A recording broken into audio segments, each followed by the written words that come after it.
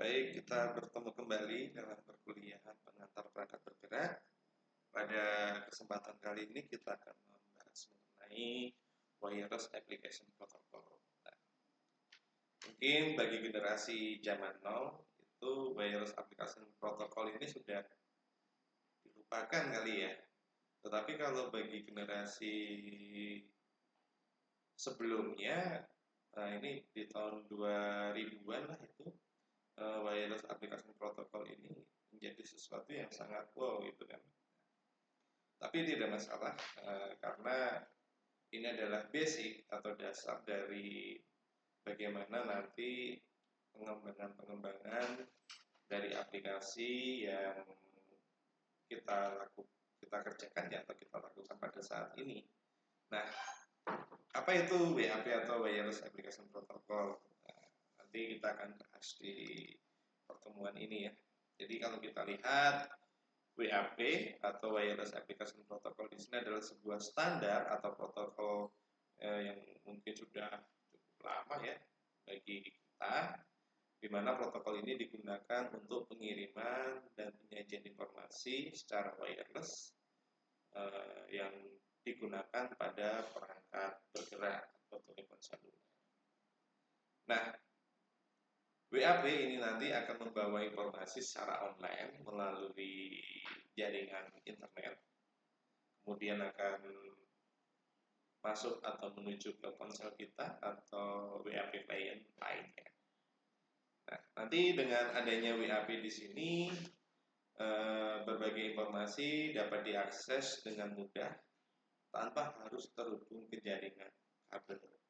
Jadi itu adalah dasar kenapa informasi itu bisa terkirim melalui telepon seluler di situ. Oke, kita masuk ke slide pertama ya. Jadi tadi sudah disebutkan tentang WAP. Nah, kita akan melihat di sini sebelum masuk ke WAP di situ dasar atau latar belakang munculnya WAP di sini ya. Kita melihat bahwa teknologi HTTP ataupun HTML di situ memang sudah ada pada sebelumnya kan. Nah, HTTP dan HTML ini itu tidak dirancang untuk aplikasi pada perangkat bergerak. Nah, padahal kita ingin menampilkan bagaimana nanti halaman web itu bisa diakses pada perangkat mobil. Ini kita flashback aja dulu. Nah, kalau kita lihat karakteristik dari HTTP di sini. Jadi HTTP itu dirancang untuk bandwidth yang besar, tetapi dengan delay yang kecil. Kemudian komunikasinya stateless, client server dan request response. Nah, pasti mudah-mudahan masih ingat nih stateless ini seperti apa itu kan. Kemudian ada request response. Jadi di sini nanti klien akan meminta atau merequest. Kemudian nanti dari sisi server akan meresponnya, kemudian akan menampilkan apa yang diminta oleh klien. Kemudian karakteristik yang lain itu kita mengenal ada connection oriented dan satu koneksi per request. Kemudian kita mengenal karakteristik yang lain di dalam HTTP, kita mengenal handshaking, kemudian DNS lookup, kemudian kita ada hidden protokol besar, dan transfer isi datanya nanti tanpa kompresi. Kemudian untuk keamanan menggunakan SSL. Nah, karakteristik dari HTML di sini ini dirancang untuk komputer dengan kinerja yang tinggi. Kemudian apa itu displaynya nanti di situ resolusinya juga tinggi. Kemudian memang di sini HTML di sini lebih digunakan untuk untuk menampilkan informasi berbasis web melalui komputer itu pada waktu itu ya. Ini adalah mengenai HTML dan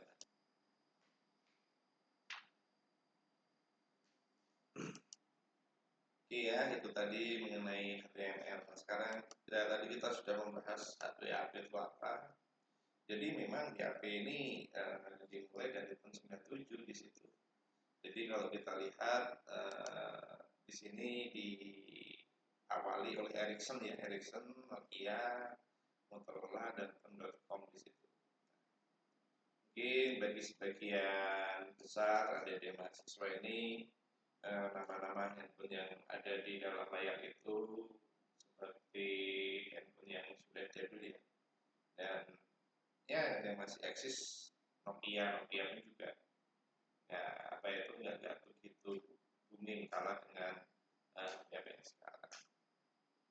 Nah, spesifikasi pertama untuk WAP versi 1.0 di sini diumumkan oleh WAP Forum pada tahun 1998. Kemudian versi 2.0 di situ di tahun 2000.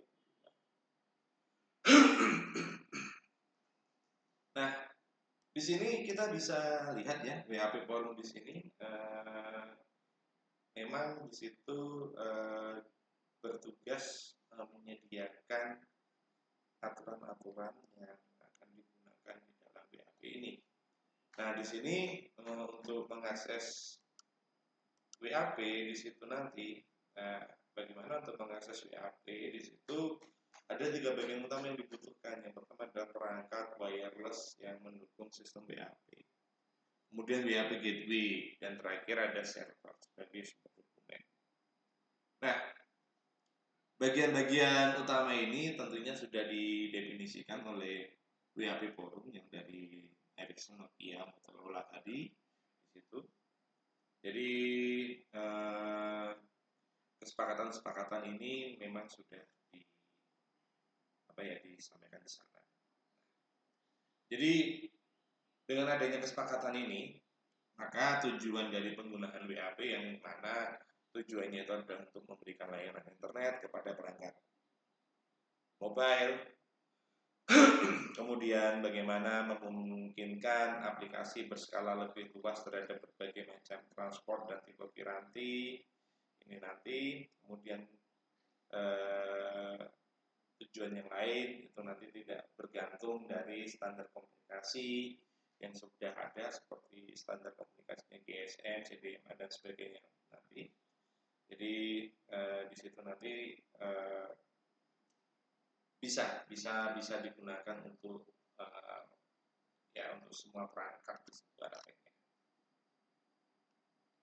Nah, ini adalah ilustrasi kerja dari WAP tadi ya, dari 3 komponen tadi. Kalau kita lihat ada web server, kemudian ada WAP gateway, kemudian ada device-nya di situ. Jadi di sini dari server itu nanti dia akan berkomunikasi melalui internet. Ini nanti menuju ke WAP gateway, kemudian ada jaringan network mobile networknya nanti untuk ke WAP devices. Jadi ada dua jaringan di sini, ada mobile network sama jaringan internetnya. Nah, ini adalah mengenai ilustrasi dari 3 komponen yang ada. Nah, ini untuk arsitektur yang bisa kita lihat ya. Jadi dari client devices, kemudian ada wireless carrier dan konten ini tentunya ada di dalam server di sana. Kemudian ini infrastruktur dari jaringan wirelessnya. Nah, bagaimana cara kerja WAP di sini nanti? Jadi setelah mengetahui apa itu WAP, lalu bagaimana cara kerja teknologi tersebut, sekarang kita lihat mungkin sudah ada cara kerjanya gimana nih. Nah, cara kerjanya nanti adalah yang pertama, pengguna akan menghidupkan perangkat wireless seperti ponsel kita, kemudian membuka browser WAP, kemudian perangkat akan mengirimkan radio signal untuk mencari servis dari providernya, kemudian koneksi tersambung dengan layanan provider, kemudian pengguna akan memilih situs web yang ingin dikunjungi, nantinya di sini dikunjungi, kemudian perangkat akan mengirimkan permintaan ke server melalui WAP gateway-nya kan, nah, server menggunakan protokol WAP tadi. Selanjutnya gateway nanti ini akan gateway yang ada di sini akan bertanggung jawab untuk menerjemahkan permintaan WAP menuju server. Baru nanti setelah server ini nanti mencari datanya ada, baru nanti akan dikirimkan ke klien, dan di situ nanti baru kita bisa melihat apa yang kita minta. Nah ini gambaran tadi. Jadi dari klien, kemudian WP gateway-nya, web servernya di situ. Ini ada request ke sana, kemudian diteruskan, direspon oleh server, kemudian dimasuk ke WAP gateway lagi, baru masuk ke dalam klien. Nah, ini kita melihat ya wireless application server atau biasa disebut dengan WAS, apa itu WAS-nya di sini. Jadi di sini nanti application server itu nanti dia adalah berisi konten-konten yang akan ditampilkan. Nah, nanti servernya ada di mana itu tergantung yang meletakkan kontennya di sana. Nah, di dalam WAP application server di situ nanti kita akan ada WML encoder, WML script compiler, kemudian ada protokol adapter, kemudian ada application logic. Nah, itu adalah komponen-komponen yang ada dalam aplikasi server. Nah, berikutnya kita bisa bisa lihat nanti di slide berikutnya. Oke, jadi ini adalah mengenai WAP application server di situ nanti. Ini adalah beberapa WAP protokol yang ada di situ ya. Jadi kita nanti akan mengenal ada WAE atau Wireless Application Environment, kemudian ada session layer-nya, transaction layer, security layer, dan transport layer di situ. Oke, apa itu WAE ya, atau Wireless Application Environment? Jadi WAE atau Wireless Application Environment di sini itu menyediakan alat yang digunakan untuk pengembangan konten. Di dalamnya nanti terdapat ada WML script yang menjadi bahasa scripting yang digunakan dalam WAE. Kemudian ada WSP atau Wireless Session Protocol. Nah, ini session layer. Nah, ini pada protokol ini nanti bertugas untuk memeriksa format data, kemudian konversi data, serta pengkodean yang ditransmisikan. Kemudian ada WTP ya, WTP di sini atau Wireless Transaction Protocol. Jadi pada layar ini WTP akan melakukan pengecekan apakah data berhasil dikirim atau belum. Jika data tidak terkirim, maka akan dilakukan pengiriman kembali di situ. Kemudian ada WTLS atau di sini nanti Wireless Transport Layer Security di situ nanti. Jadi WTLS di sini merupakan layar keamanan. Ya, tugasnya ya akan mengamankan informasi yang dikirim atau yang diminta. Jadi pada layar ini nanti akan dilakukan proses enkripsi untuk pengiriman data yang sifatnya ya rahasia ya sensitif biar tidak bisa diambil oleh pihak ketiga. WTLS memiliki fungsi yang hampir sama dengan TLS transport layer pada transport layer security pada TCP/IP di sana. Kemudian ada WDP di situ atau Wireless Datagram Protocol. Di sini merupakan layer transport. Jadi layer ini akan mengontrol transmisi data apakah menggunakan mekanisme UDP yang bersifat connectionless atau mobile IP yang bersifat connection oriented. Kemudian ada lagi di sini nanti ada network carrier. Nah, pada network carrier di sini nanti dapat berupa teknologi apapun yang digunakan pada jaringan wireless. Nah, network carrier ini nanti digunakan untuk mengirimkan informasi yang disediakan pada layer WDP.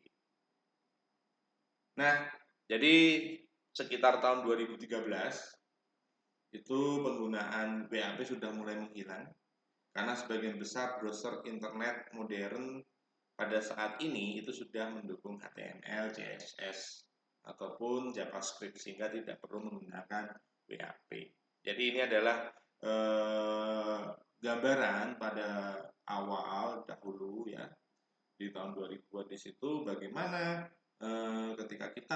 mengakses sebuah website menggunakan perangkat mobile kita, nah, di situ nanti kita menggunakan WAP di sini.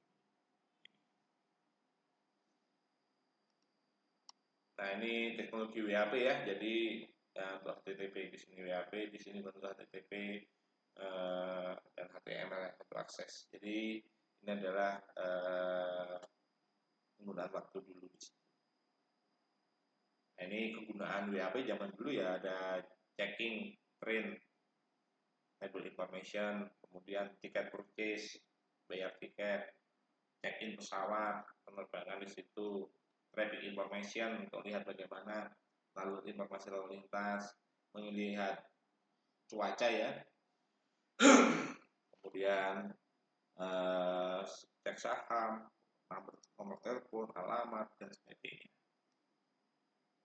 Ini adalah penjelasan aja WAP itu apa, WML, WML script. Jadi WML itu ada wireless markup language. Jadi di sini ada format standar untuk membuat dokumen atau aplikasi berbasis WAP. Bahasa markup yang digunakan di sini nanti adalah menggunakan dasar dari XML. Kemudian ada HTML atau Handheld Device Markup Language. Jadi ini sebagai dasar bagi terciptanya WML ini. Dirancang oleh Pon.com. Nah, di situ yang mana Pon.com di sini juga merupakan anggota dari WAP. Ada BTP, WAP, datagram protokol tadi udah ya, kita sampaikan semuanya. Berapa istilah di situ. Nah, nanti silahkan dilihat di sini ya itu apa. Jadi ada application environment-nya di situ. Jadi di sini untuk lingkungan pengembangan yang tidak tergantung pada jaringan. Dan di sini dirancang untuk fleksibel dan interoperabilitas di situ. Kemudian sasarannya nanti adalah di piranti narrowband, kemudian contohnya pada ponsel ataupun PDA. Dan di sini tidak tergantung pada merek piranti. Ini apa itu WAE, itu ada apa saja ekosistemnya nanti untuk model pengembangan aplikasi, kemudian bagaimana nanti mengintegrasikan antara WAP browser, WAP gateway, dan WAP content. Bahasanya menggunakan WML. Itu saya rasa yang bisa saya sampaikan pada pertemuan tentang WAP di sini. Jadi ini adalah teknologi yang sudah lama, walaupun lama tapi kita minimal tahu. Jadi cikal bakal bisa muncul browser yang bisa digunakan di perangkat mobile itu adalah dilandasi dari pengembangan WAP di sini.